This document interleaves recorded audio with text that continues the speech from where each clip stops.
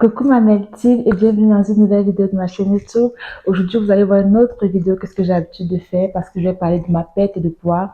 J'ai perdu 10 kilos en un mois et c'est pendant la période du confinement.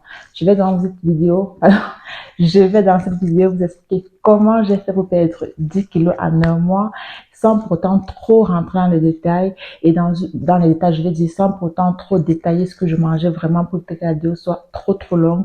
Mais dans une autre vidéo, je vais vous détailler exactement ce que je mangeais, comment je mangeais, à quelle heure je mangeais, avec des capsules à l'appui. Donc, c'est parti, premier conseil. Le premier conseil, selon moi, qui fait tout son sens, c'est d'éviter de faire qu'un régime, d'éviter même de prononcer le mot régime. Pourquoi? Parce que une fois qu'on dit qu'on fait du régime, c'est un mot qui est tellement gros que rien que le mot régime, ça nous bloque. Moi, avant ça, j'ai essayé plusieurs fois de faire le régime. Et le régime est tellement, ça a une connotation tellement restrictive, c'est-à-dire qu'on se retient tellement qu'après notre corps humain a déjà, si ça fonctionne déjà, si on réussit à tenir, à faire ce régime-là, une fois que le régime sera fini, malheureusement, on risque de reprendre tous les kilos qu'on a perdus avant la perte de poids et même peut-être plus. Donc, franchement, il faut éviter le mot régime.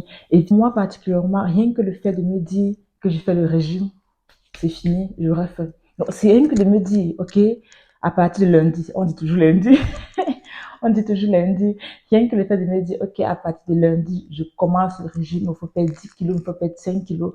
Rien que le fait de me dire ça, lundi à 5 heures, j'aurais faim, à 8 heures, j'aurais faim, à 8h30, j'aurais faim tout le temps, en fait. Tout le temps, voilà. Donc, s'il vous plaît, évitons le mot régime si on veut perdre le poids.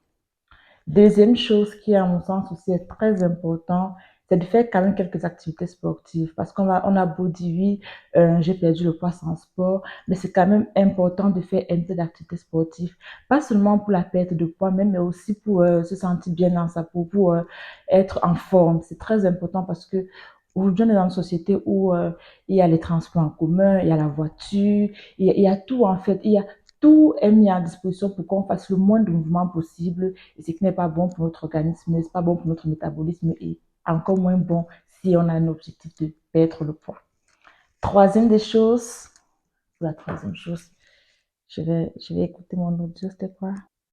Le troisième conseil, comme je disais tantôt, c'est éviter de grignoter entre les repas. Ça, c'est vraiment très important. Évitons de grignoter entre les repas. Pourquoi? Parce que une fois qu'on a grignoté, déjà, si on a faim et qu'on commence à grignoter, on va grignoter. Et après, maintenant qu'on aura fini de cuisiner ou bien que le repas sera encore là, on va encore manger, rajouter au grignotage. Et malheureusement, en général, le grignotage n'est jamais quelque chose de bon parce que, enfin, je veux dire qu'on grignote, on ne grignote jamais une carotte ou l'haricot vert ou voilà, on va toujours grignoter un gâteau, on va grignoter peut-être avec un verre de coca, un verre de jus, de je ne sais pas quoi. En fait, c'est jamais quelque chose de sain en général. Donc, du coup, dites-vous que si vous mangez les biscuits, les croquettes, le gâteau, avant d'attaquer le repas chaud, avant d'attaquer le grand maître, le grand chef, c'est pas du tout bon pour vous. Encore moins c'est dans la nuit où, voilà, le grignotage n'est pas bon. Après, bien sûr, je ne demande pas de ne pas grignoter du tout. C'est pas une vie. Il faut quand même se faire plaisir. Donc, on va quand même grignoter. Genre, quand je dis grignoter, c'est pas grignoter même le thème, en fait. Si, mais c'est vraiment comme un goûter d'après-repas. Ça peut être en soirée, ça peut être, voilà, mais c'est vraiment, déjà, c'est des petites quantités. Et ça peut être des chips, mais voilà, je vais pas me mélanger. Je vais pas me mélanger. Donc, il faut d'abord éviter de grignoter, prenez les choses, il ne faut pas grignoter. Mais même si on veut le faire, je tiens à préciser qu'il faut toujours prendre des petites portions. Voilà pourquoi je voulais pas entrer dans ce sujet parce que je risque de me perdre et faire une grosse vidéo. Il faut prendre des petites portions de grignotage, c'est-à-dire si par exemple vous avez un gâteau ou un paquet de chips, ne pas prendre tout le paquet et venir devant la télé commencer à manger. Non, ça c'est le piège. Il faut toujours mettre dans l'assiette ce que vous allez manger. Pourquoi? Parce que ça permet au cerveau de voir ce qu'on mange. Les paquets de chips sont quand même sont des grands paquets. C'est très facile de finir un paquet de chips. Les paquets de biscuits sont en général aussi gros. Et c'est facile aussi de finir un paquet de biscuits. Or, si vous prenez 3 biscuits, moi, par exemple, ce que je fais, c'est que si le soir, j'ai envie de clignoter, ou voilà, en général, c'est le soir, je vais prendre peut-être 2 biscuits, je vais prendre un verre de thé et peut-être une orange. Et quand je mets ça là, quand je prends le biscuit, je bois mon thé. Après, le fait même d'avoir planifié tout ça, fait en sorte qu'après, mon objectif a été atteint. Or, si je prends le gros paquet, c'est facile, hein, très très facile. C'est pour ça qu'en général, même, c'est conseillé de ne pas grignoter parce que si vous commencez à grignoter, vous avez une chance de finir ce paquet de biscuits avant de manger votre repas principal, ce qui n'est pas du tout bon, ce qui ne va pas arranger les choses, ce qui va me donner du ventre, ce qui va me donner du poids, ce qui va me donner... Donc, no way, évitant de grignoter. La quatrième méthode qui, à mon sens, est aussi très importante, et c'est celle-là que j'ai utilisée, c'est un grand mot qu'on a toujours entendu qui veut tout dire, qui veut rien dire, mais qui veut tout dire en même temps, en fait. C'est le rééquilibrage alimentaire. Comme je disais, c'est ce que moi j'ai utilisé et ça a marché avec moi. Le rééquilibrage alimentaire, c'est tout simplement changer ses habitudes alimentaires, prendre de nouvelles habitudes alimentaires beaucoup plus saines, adaptées aux besoins de notre métabolisme et bien évidemment en accord avec notre activité professionnelle. C'est une façon de dire que si vous portez des poids lourds, vous aurez besoin de plus de nutriments, de plus de protéines, de plus de matières grasses que simplement des carottes et des haricots verts. Je vous coupe de suite. Un rééquilibrage alimentaire ne veut pas dire manger des carottes et des haricots verts. Ça peut être, c'est vraiment, comme je disais, changer ses habitudes alimentaires. Et c'est vraiment très simple, en fait, parce qu'on ne vous demande pas de ne plus manger le gâteau. Non. On ne demande pas de ne plus manger les biscuits. Non. Moi, je me suis pas, en fait, je me suis pas privée de ne plus manger les biscuits. Je me suis plutôt privée. C'est vrai que j'aime pas utiliser ce mot, mais j'ai plutôt réduit les quantités de biscuits. C'est mieux. J'ai plutôt réduit les quantités. Moi, ce que je faisais, je vais juste parler un peu dans cette vidéo de ce que moi je fais, de comment je mangeais en fait, de comment j'ai mangé pour que vous voyez un peu ça, quoi ça consiste vraiment le rééquilibrage alimentaire. Donc, moi je faisais l'effort, quand je dis l'effort, vraiment de manger le matin. Pourquoi? Parce que quand on est dans cette optique de bien manger, il faut aussi se dire que manger bien veut dire prendre son petit déjeuner. Et je sais que il y a pour certains, c'est très important de prendre le petit déjeuner, pour d'autres, pas du tout. Et c'est pas parce que tu vas pas prendre ton petit déjeuner que tu vas forcément faire j'allais dire faire du 34, mais je sais pas si c'est très gentil de dire ça comme ça.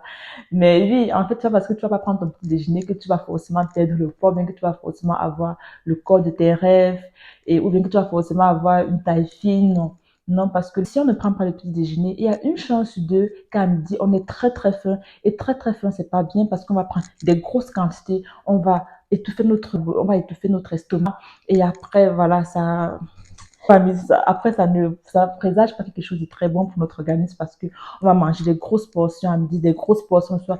Trop d'écart, c'est pas bon aussi. Donc, ce que je faisais pour revenir à moi, à midi, mais je mangeais vraiment de petites quantités. En fait, ce que je faisais, c'est qu'à midi, quand je mangeais mon plat principal, je mettais toujours, c'était très important, après mon plat, je me servais, je mettais une orange et parfois, le chocolat, pas toujours, ça pouvait être une petite glace comme ça, mais vraiment des petites quantités, une petite glace comme ça ou un petit chocolat. Ce qui fait que quand je finissais de manger et que je prenais mon orange et après mon chocolat, je me sentais déjà tellement complétée en fait. Donc, je complétais tellement le repas après que même l'idée de me resservir, ça ne me venait pas forcément à l'esprit en fait. Donc, c'était un peu comme je dis, j'ai fait pendant le confinement, ça tombait à pic. J'avais un boulot qui ne me prenait pas beaucoup, donc je pouvais me permettre de faire ça. Et même si vous travaillez, c'est aussi très bien parce que la pause de midi, vous mangez ça et après vous reprenez la journée. Le soir, c'est à vous de voir, vous pouvez prendre un truc chaud, vous pouvez prendre soit la soupe, soit les crêpes, soit les pancakes, soit, je ferai ça dans mes vidéos, soit une bonne salade, soit vraiment sans pourtant avoir l'impression de vous priver. Pour moi, tout aussi important et qui aurait même pu être la première raison, c'est vraiment avoir de bonnes raisons de le faire. Franchement, il faut avoir de bonnes raisons de vouloir perdre du poids. Il faut avoir de bonnes raisons de vouloir, parce que ça demande vraiment beaucoup, pas d'efforts, mais ça vraiment demande beaucoup de self-control, en fait, de se dire, OK, je change d'alimentation, j'essaie de faire plus d'activités sportives, il faut avoir des pour vous. Ça ne doit pas seulement être pour un coup de tête parce que peut-être tous vos amis, tous vos proches sont fines ou bien sont voilà, ont certains poids que vous voulez ressembler. Ça doit vraiment être pour vous de série en fait. Et comme je dis toujours, c'est nous qui détenons notre santé. Hein. Je ne dis pas que si on a une maladie grave, c'est à cause de nous, mais notre santé dépend aussi vraiment beaucoup de ce que nous mangeons. Surtout, ne pas entrer dans des régimes drastiques, comme je disais au début, parce qu'on met aussi notre santé en péril en faisant ça, en s'abstenant de manger pendant des jours, en mangeant que des légumes pendant des jours. Hein, il faut vraiment, vraiment essayer de bien se nourrir et de se nourrir de façon, comment dire le mot là? Ça me vient pas à l'esprit, mais je pense que c'est comme ce que vous avez dit, il faut vraiment bien se nourrir. Moi, c'est ce que j'ai fait. Comme je disais tantôt, j'ai toujours voulu perdre du poids. Ce que je sais, c'est que je n'étais pas non plus trop grasse, mais par rapport à ma taille, j'étais en surpoids. Par rapport à mon indice de masse corporelle, j'étais en surpoids. Donc, je voulais vraiment être en accord avec mon IMC. Petit problème technique, j'ai été coupée. Comme je disais tantôt, le plus important, c'est de perdre le poids, mais il va falloir pouvoir le maintenir. Et c'est avec le rééquilibrage alimentaire, comme je disais tantôt, que vous allez maintenir le poids que vous avez obtenu. Parce que c'est bien de perdre le poids, mais il faut le maintenir après. Donc, je vous expliquerai donc en détail la prochaine fois sur la vidéo de comment, de ce que je mangeais, de comment faire pour maintenir ce poids-là. Comment je fais moi aujourd'hui pour maintenir mon poids? Est-ce que je suis satisfaite de mon poids? Est-ce que j'ai encore envie de perdre? Donc, je vous dirai ça dans une autre vidéo, perte de poids. Merci vraiment d'avoir regardé ma vidéo. J'espère que la vidéo vous a plu. N'hésitez pas à liker, à commenter et à partager, mais surtout à vous abonner à ma chaîne. S'il y a des gens qui regardent mes vidéos sans pourtant s'abonner, je vous supplie de vous abonner à ma chaîne YouTube. Et aussi, n'hésitez pas à me dire en commentaire ce que vous aimeriez voir sur ma chaîne, les recettes que vous aimeriez que je fasse. Si vous avez d'autres suggestions, qu'elles soient de recettes, qu'elles soient de rangement, de déco, de DIY, n'hésitez pas à me le dire en commentaire et je me ferai vraiment un plaisir de la tourner. C'est ce, je vous souhaite de bien vous porter. À la prochaine. Portez-vous bien. Soyez en santé. Bye bye.